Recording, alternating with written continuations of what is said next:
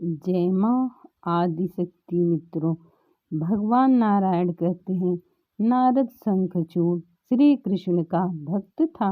वह मन में भगवान श्री कृष्ण का ध्यान करते ब्रह्म मुहूर्त में ही अपनी पुष्पमयी शैया से उठ गया। उसने स्वच्छ जल से स्नान करके रात के वस्त्र त्याग दिए। धुले हुए 2 वस्त्रों को पहनकर उज्ज्वल तिलक कर लिया। फिर इष्ट देवता के बंधन आदि प्रतिदिन के आवश्यक कर्तव्यों को पूरा किया। दही, घृत, मधु और लाजा आदि मांगलिक वस्तुएं देखी। नारद प्रतिदिन की भांति उसने भक्तिपूर्वक ब्राह्मणों को उत्तम रत्न, मणि, स्वर्ण और वस्त्र दान किए। यात्रा मंगलमयी होने के लिए उसने अमूल्य वस्त्र तथा कुछ मोती, मणि एवं हीरे भी अपने गुरुदेव ब्राह्मण की सेवा में समर्पण किए। वह अपने कल्याणार्थ श्रेष्ठ हाथी, घोड़े और सर्वोत्तम सुंदर धन दरिद्र ब्राह्मणों को खुले हाथों बांटने लगा। उस समय हजारों वस्तुपूर्ण भवन, लाखों नगर तथा असंख्य गांव चंद्रचूड़ के दान रूप में ब्राह्मणों को दिए। इसके बाद उसने अपने पुत्र को संपूर्ण दानवों का राजा बनाकर उसे अपनी प्रेयसी पत्नी, राज्य, संपूर्ण संपत्ति, प्रजा एवं सेवक वर्ग को तथा हाथी, घोड़े आदि वाहन सौंप दिए। उसने स्वयं कवच पहन लिया, हाथ में धनुष और बाण ले लिए। सब सैनिकों को एकत्र किया। 3 लाख घोड़े और 1 लाख उत्तम श्रेणी के हाथी उपस्थित हुए। 10,000 रथ तथा 3 करोड़ धनुर्धारी, कवचधारी और त्रिशूलधारी वीर उसकी सेना के अंग बने। नारद कहते हैं, इस प्रकार दानवेश्वर शंखचूड़ ने अपरिमित सेना सजा ली। युद्ध शास्त्र के पारगामी एक महारथी वीर को सेनापति के पद पर नियुक्त किया। महारथी उसे समझाना चाहिए जो रथियों में श्रेष्ठ हो।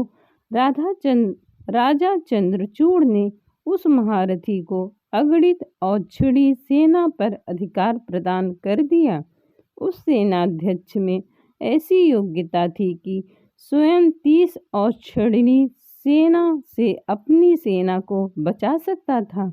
इसके पश्चात चंद्रचूड़ मन ही मन भगवान श्री कृष्ण का स्मरण करता हुआ बाहर निकला। उत्तम रत्नों से बने हुए विमान पर सवार हुआ और गुरुवरों को आगे करके भगवान शंकर की सेवा में चल दिया। नारद कहते हैं, पुष्पभद्रा नदी के तट पर एक सुंदर अक्षय वट है। वही सिद्धों में बहुत से आश्रम हैं। उस स्थान को सिद्ध क्षेत्र कहा गया है। यह पवित्र स्थान भारतवर्ष में है। इसे कपिल मुनि की तपोभूमि कहते हैं। यह पश्चिमी समुद्र से पूर्व तथा मलय पर्वत से पश्चिम में है। श्रीशैल पर्वत से उत्तर तथा गंधमादन से दक्षिण भाग में है। इसकी चौड़ाई 5 योजन और लंबाई 500 योजन। यहाँ भारतवर्ष में एक पुण्यप्रदा नदी बहती है। उसका जल स्वच्छ स्फटिक मणि के समान उद्भासित होता है। वह जल से कभी खाली नहीं होती। उसे पुष्पभद्रा कहते हैं। वह नदी समुद्र की पत्नी के रूप में विराजमान होकर सदा सौभाग्यवती बनी रहती है। उसका उद्गम स्थान हिमालय है।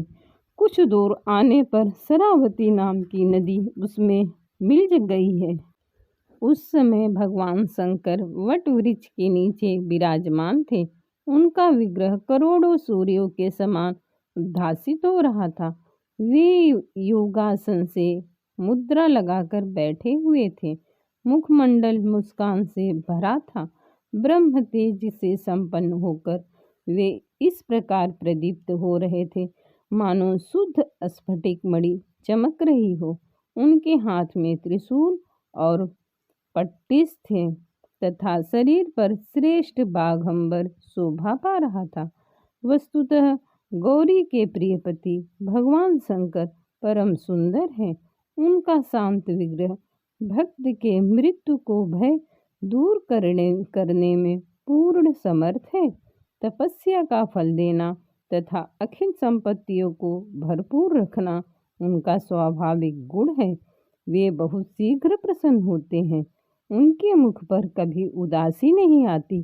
भक्तों पर कृपा करने के लिए वे सदा चिंतित रहते हैं। उन्हें विश्वनाथ, विश्वबीज, विश्वरूप, विश्वजय, विश्वंभर, विश्ववर और विश्व संहारक कहा जाता है। वे कारणों के कारण तथा नरक से उद्धार करने में परम कुशल है। वे सनातन प्रभु, ज्ञान प्रदान करने वाले, ज्ञान के बीज तथा ज्ञानानंद हैं। दानवराज शंखचूड़ उन्हें देखकर विमान से उतर पड़ा। फिर सबके साथ भगवान शंकर को उसने सिर झुकाकर प्रणाम किया। उस समय शंकर के वाम अंग में भद्रकाली विराजित थी और सामने कार्तिकेय थे। इन तीनों महाभावों ने शंखचूड़ को आशीर्वाद दिया। उसे आया हुआ देखकर नंदीश्वर प्रभृति सबसे पहले उठकर खड़े हो गए। तदंतर सब में परस्पर सामयिक बातें आरंभ हो गई। उनसे बातचीत करने के पश्चात राजा शंखचूड़ भगवान शंकर के समीप बैठ गया। वह प्रसन्न आत्मा भगवान महादेव से कहने लगा। महादेव जी ने कहा, राजन, ब्रह्म अखिल जगत के रचयिता हैं। उन धर्मज्ञ पुरुष के पुत्र का नाम धर्म है। धर्म के पुत्र मरीचि हैं। इनमें श्री हरि के प्रति अपार श्रद्धा और धर्म के प्रति निष्ठा है। मरीचि ने धर्मात्मा कश्यप को पुत्र रूप में प्राप्त किया। प्रजापति दक्ष ने प्रसन्नता पूर्वक अपनी 13 कन्याएं इन्हें सौंपी हैं। उन्हीं कन्याओं में उस वंश की वृद्धि करने वाली परम साध्वी एक दनु है। दनु के 40 पुत्र हैं, जिन्हें परम तेजस्वी दानव कहा जाता है। उन पुत्रों में बल एवं पराक्रम से युक्त एक पुत्र का नाम विप्रचित्त है। विप्रचित्त के पुत्र दम्भ हैं। ये दम्भ धर्मात्मा, जितेंद्रिय एवं वैष्णव पुरुष हैं। इन्होंने शुक्राचार्य को गुरु बनाकर भगवान श्री कृष्ण के उत्तम मंत्र का पुष्कर क्षेत्र में लाख वर्ष तक जप किया था। तब तुम कृष्ण परायण श्रेष्ठ पुरुष उन्हें पुत्र रूप में प्राप्त हुए हो। पूर्व जन्म में तुम भगवान श्री कृष्ण के पार्षद एक महान धर्मात्मा गोप थे। गोपों में तुम्हारी महती प्रतिष्ठा थी। इस समय तुम राधिका के साप से भारतवर्ष में आकर दानवेश्वर बने हो। वैष्णव पुरुष ब्रह्म से लेकर स्तंभन पर्यंत सारी वस्तुओं को तुच्छ मानते हैं। उन्हें केवल भगवान श्री हरि की सेवा ही अभीष्ट है। सालोक्य, सृष्टि, सायुज्य और सामीप्य, इन 4 प्रकार की मुक्तियों तक को वे दिए जाने पर भी स्वीकार नहीं करते। उनके मन में ब्रह्मत्व अथवा अमरत्व के प्रति कोई आस्था नहीं है। इंद्रत्व या मनुष्यत्व को तो वे किसी भी गणना में स्थान नहीं देते। तुम वहीं पर परम वैष्णव श्री कृष्ण पुरुष हो। फिर देवताओं के राज्य विषय तुच्छ पदार्थ में क्यों तुम्हारी बुद्धि चक्कर काट रही है? राजन, तुम देवताओं का राज्य वापस करके मेरी प्रीति की रक्षा करो। तुम अपने राज्यों में सुख से रहो और देवता अपने स्थान पर रहें। इस विरोध से कोई प्रयोजन नहीं, क्योंकि सबके एक कश्यप जी के ही तो वंश हैं।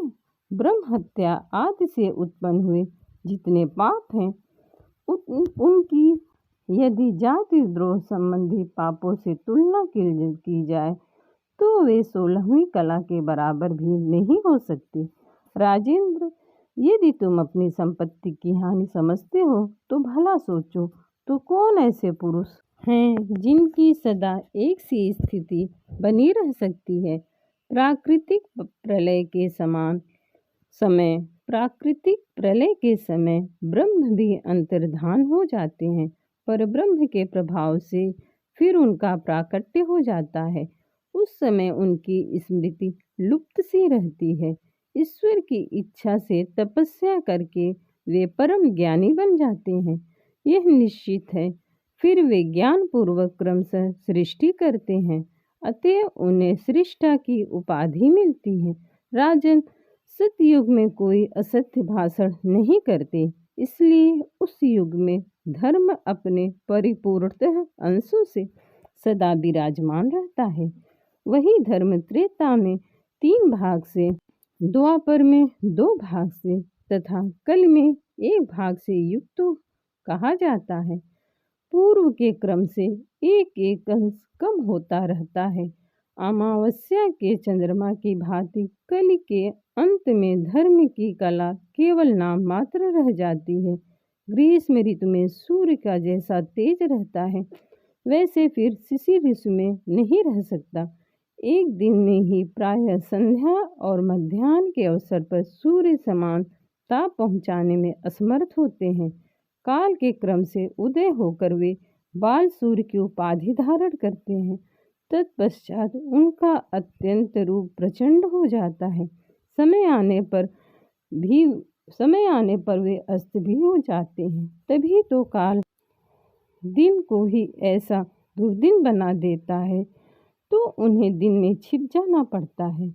राहु के ग्रस्त होने पर सूर्य कांपने लगते हैं, पुनः थोड़ी देर बाद प्रसन्नता आती है।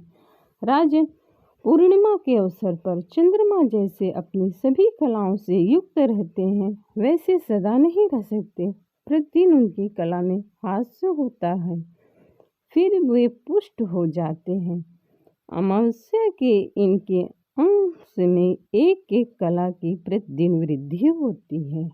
शुक्ल पक्ष में वे शोभा युक्त रहते हैं और कृष्ण पक्ष में पुनः म्लान हो जाते हैं। ग्रहण के अवसर पर उनकी शोभा नष्ट हो जाती है तथा दुर्दिन आने पर अर्थात मेघाच्छन्न आकाश में वे चमक नहीं पाते। काल भेद के अनुसार चंद्रमा किसी समय शुक्ल पक्ष तो किसी समय कृष्ण पक्ष हुआ करते हैं।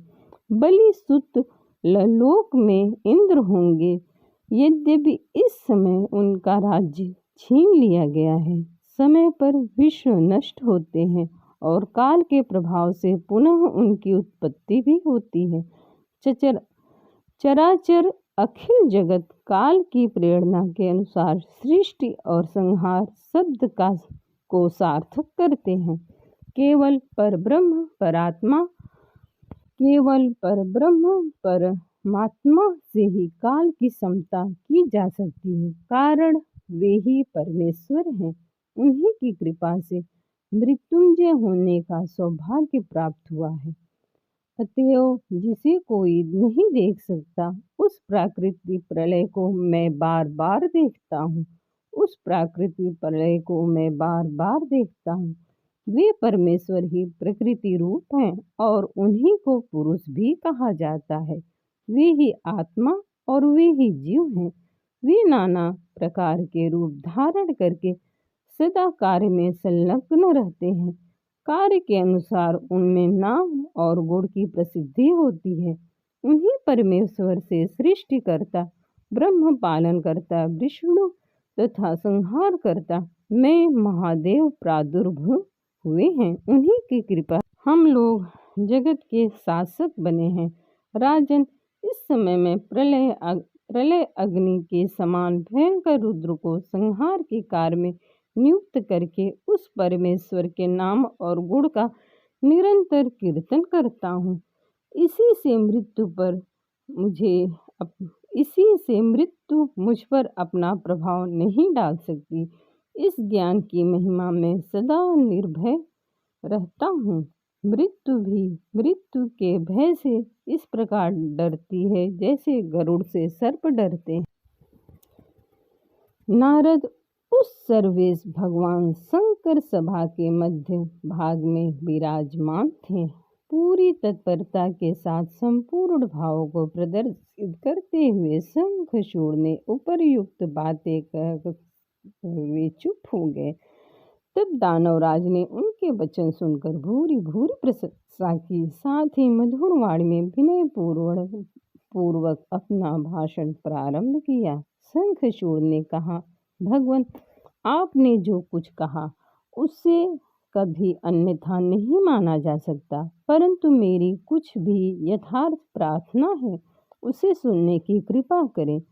अभी आपने जाति द्रोह के विषय में जो महान पाप बतलाया है सो ठीक है। मैं इस समस्त बलि के ऐश्वर्य को पाताल से उठाकर लाया हूँ, अतः इस पर मेरा पूर्ण अधिकार है।